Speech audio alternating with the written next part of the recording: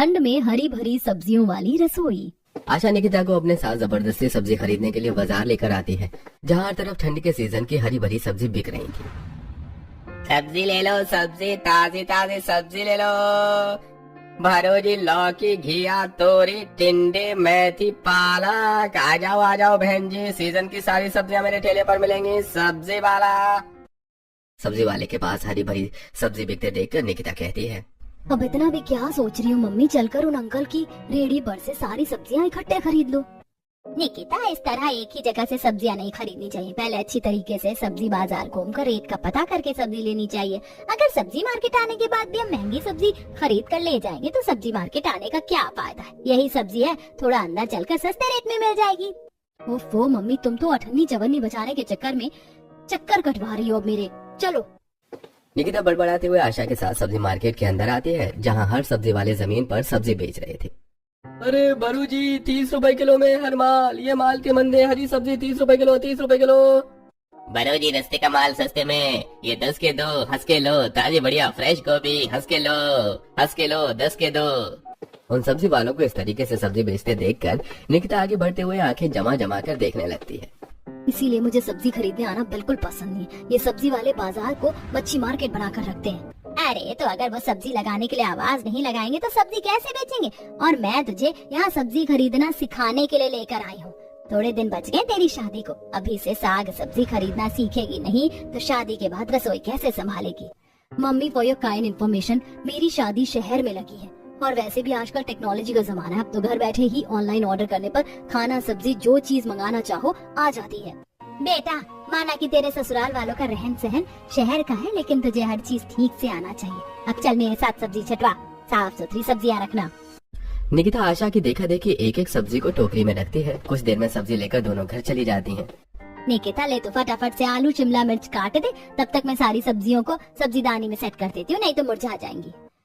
Mummy, आप मुझे भले कोई और दूसरा काम दे दो, लेकिन ये हरी भरी सब्जी मुझको काटने के लिए मत कहो। मुझे ये सबसे बड़ी झंझट लगती है। अच्छे तरीके से धोकर काटो, छीलो, बनाओ। एक सब्जी को प्लेट तक बनाकर पहुंचाने में कितना लंबा चौड़ा प्रोसेस लगता है। इससे अच्छा तो 10 रुपए के हरा धनिया हरी मिर्च लाकर मिक्सर में फटाफट चटनी पीस कर खा लो। निकिता को इतना आलस करते देखकर आशा माथा पीट लेती है।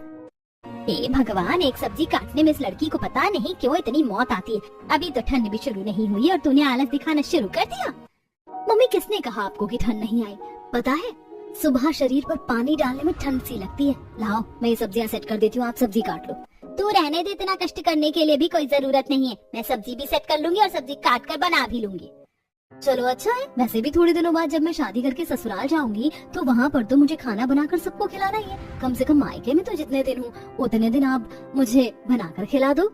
इतना बोलकर निकिता अपने कमरे में आकर फोन में सब्जी वाले फूड ब्लॉग्स देखने लगती है।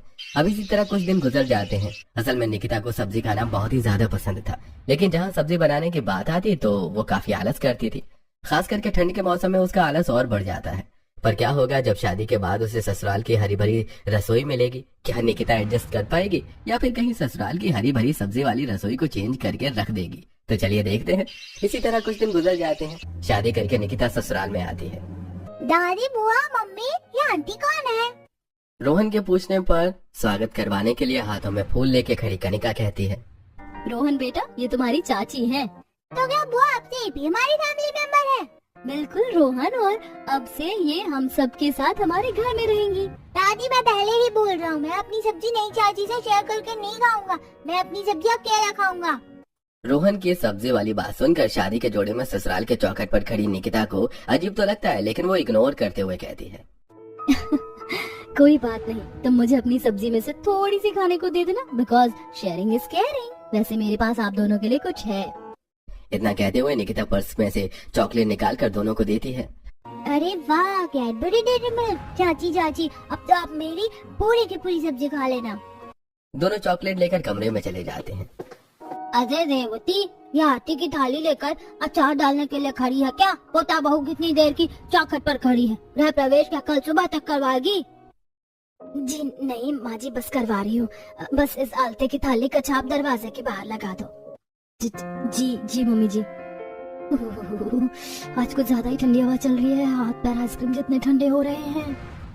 हल्की ठंड की शुरू में ही निकिता को चौखट पर खड़े खड़े सिरहन सी चढ़ने लगती है। वो आलते से हाथ डुबोकर दीवार पर बाहर लगाती है और गृह प्रवेश करती है। कुछ देर के बाद I am getting very tired, मुझे तो तगड़ी वाली नींद आ रही है। मैं तो चली कमरे में। गुड नाइट सबको।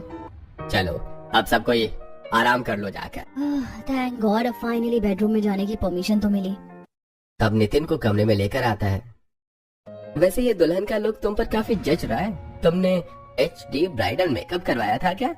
जी नहीं, बस मैं डाइट में ग्रीन वेजिटेबल ज्यादा खाना पसंद करती हूँ। उससे स्किन भी ग्लोइंग रहती है और हेल्थ के लिए भी काफी अच्छा होता है। फिर तो तुम हमारी फैमिली से डिट्टो मैच करती हो क्योंकि यहाँ पर भी सभी को हरी भरी सब्जियाँ खाना पसंद है, स्पेशली सर्दियों के सीजन में। हरी हरी सब्जियों वाली रसोई की बात सुनकर निकिता के फेस पर शॉकिंग रिएक्शन आ जाता है। फिर तो अच्छी बात है, सब लोग हरी सब्जियाँ ज्यादा खाते हैं। दोनों एक दूसरे के साथ कुछ देर वक्त बिताते हैं और निकिता बातें करते करते सो जाती है। सुबह अलार्म बजने की आवाज से निकिता जाग जाती है। अच्छा हुआ जो मैंने रात को ही अलार्म सेट कर दिया था। ओहो, ये बेडरूम बर्फ जितना ठंडा ठंडा कूल कूल कैसे हो रखा है, इसी तो चल भी नहीं रहा। तभी निकिता बाहर देखती है जहाँ उतनी सुबह को हल्का कोहरा सा छा रखा था, जिसके साथ ठंडी ठंडी हवा चल रही थी। निकिता उठकर खिड़की बंद कर देती है। अक्टूबर के लास्ट में ठंड का ये हाल है, कितना फॉग हो रखा है।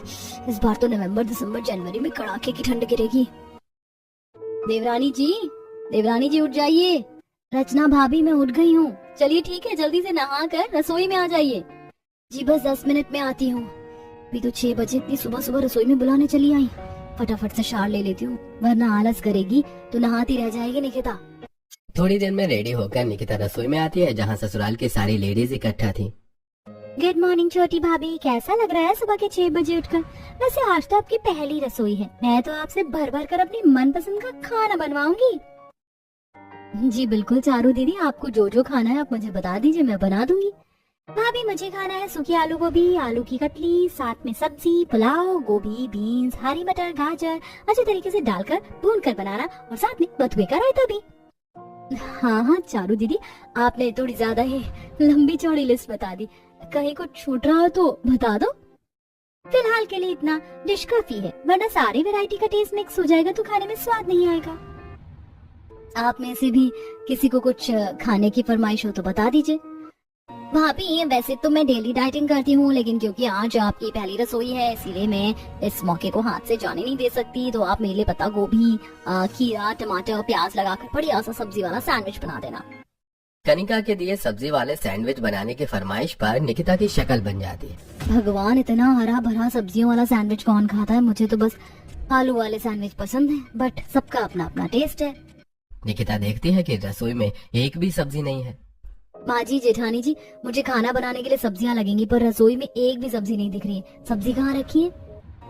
हमारे परिवार में से किसी को बासी सब्जी का स्वाद पसंद नहीं आता, इसीलिए हम बासी सब्जी बनाते खाते नहीं है। इसीलिए हर टाइम के लिए ताजी हरी भरी सब्जी लाकर बनाती हूँ।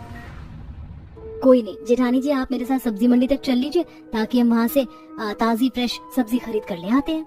देवरानी जी, बाजार की सब्जियों का तो और भी ज्यादा बुरा हाल है, कई कई दिनों की बासी सब्जियां ही बिकती हैं। इसमें 1 पैसे का स्वाद नहीं आता और रेट भी इतना महंगा लगाते हैं। जेठानी जी, सब्जी महंगी होने से हम क्या सब्जी खाना थोड़ी छोड़ देंगे? निकिता, मेरे कहने का मतलब ये नहीं था, लेकिन हमारी रसोई में बनाने के लिए डायरेक्ट खेत की ताजी हरी सब्जियां टूट कर आती हैं और वही बनती है। बोल तो ऐसे रही है जैसे खुद की सब्जियों की खेती कर रखी हो। अरे आसमान से थोड़ी ना रसोइयों में सब्जी टपक जाएगी। निकिता रसोई में खड़ी खड़ी ऐसा सोच रही होती है कि तभी रेवती कहती है, छोटी बहू, ये सब्जी वाली टोकरी उठा ले और चल मेरे साथ। कुछ ही देर में निकिता सास जेठानी और नंद के साथ सब्जी वाले खेत में पहुंच जाती है, जहां आधे हिस्से में ठंड के सीजन की सब्जी उग रखी थी, जिसमें सब्जी लगना शुरू हो चुका था। वहीं आधे खेत में साग की बुआई कर रखी होती है। माँ जी देखिए, 1 हफ्ते में ही ये बथुआ बनाने लायक तैयार हो गया है। पता है इस टाइम सब्जी मार्केट में बथुआ सबसे ज्यादा महंगा बिक रहा है। बहू, अपनी सब्जी की खेती का यही तो फायदा है, खरीदना नहीं पड़ता, बस उगाओ और खाओ। और अब सर्दियाँ लगने वाली है ना, इसीलिए ठंड के सीजन की सारी सब्जियां महंगे रेट में ही बिकेंगी। अभी सीजन की कच्ची सब्जी पड़ती है ना, इसीलिए। तो निकिता भाभी, कैसी लगी आपको हमारी ऑर्गेनिक सब्जियों की खेती? ये पूरा का पूरा सब्जी का खेत हमारा है। अच्छा, अब मैं समझी, रचना भाभी इसीलिए कह रही थी कि खेत की ताजी सब्जियां टूट कर गिरती हैं। बहू, जितना बनाने की जरूरत हो उतनी ही सब्जियां तोड़ना, वरना रसोई में रखी मुरझा जाएंगी। अभी मौसम में हल्की हल्की गर्माहट है तो सब्जी ले जाएंगे तो गल जाएगी। रेवती के कहने पर निकिता एक टाइम की बनाने लायक लिमिट से ही सब्जी तोड़ती है, जिसमें पत्ता गोभी, शिमला मिर्च, आलू, बीन्स, गाजर सब था। पूरी टोकरी हरी भरी सब्जियों से भरकर अब सब घर आते हैं, जहां निकिता हरी सब्जियों से खाना बनाना चालू करती है। हे भगवान, ये सारी रसोई हरी भरी सब्जियों से कितनी ज्यादा भरी भरी सी लग रही है। ऊपर से इन सब्जियों पर इतनी ज्यादा मिट्टी चढ़ी हुई है कि इन्हें धोकर साफ सुथरा करने में ही शामत आ जाएगी। अब निकिता टब में पानी भरकर उन सब्जियों को धोने लगती है। भैंस की आंख, इन हरी भरी सब्जियों पर कितनी ज्यादा मिट्टी चढ़ी हुई है। 10 बार पानी धो लिया, लेकिन अभी भी पानी में रेत मिट्टी निकल रही है। लगता है अब इस सब्जी को डिटर्जेंट से रगड़ रगड़ कर धोना पड़ेगा। गुस्सा चढ़ाकर निकिता तोरई को मलमल कर धोने लगती है, जिससे तोरई टूट जाती है। हे भगवान, इन सब्जियों को धोने में ही 1 घंटे से ऊपर लग गया। पता नहीं काटने, छीलने, पकाने में कितना टाइम जाएगा। ऐसा करती हूँ, पहले मोटी मोटी आलू गोभी काट कर छौंक देती हूँ। एक तरफ सब्जी बनती रहेगी, साथ में सब्जी वाला सैंडविच भी तैयार कर लेती हूँ। फिर पूरी चावल बनाना बाकी बच जाएगा। निकिता पीलर से आलू के छिलके उतारती है और सब्जी कटर से गोभी कट करती है और सब्जी बनाने चढ़ाकर अब सब्जी वाले सैंडविच के लिए टमाटर, पत्ता गोभी, प्याज का गोल गोल काट कर सैंडविच रेडी करती है। तभी रोहन रोही रसोई में आते हैं। क्या चाची, आपने वेजिटेबल सैंडविच बनाया, मैं खा लूं? बिल्कुल भी नहीं, तुमने सब्जी वाला सैंडविच बनाने को नहीं बोला था, इसीलिए तुम्हें नहीं मिलेगा। मैं जा रहा हूँ, अगर मम्मी से बोलूंगा कि चाची ने खाया वो सैंडविच नहीं दिया मुझको।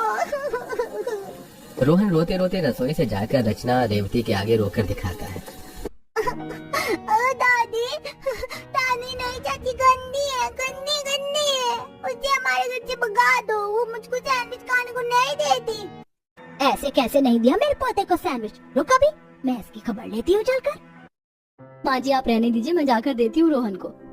रचना रोहन को रसोई में लेके आती है।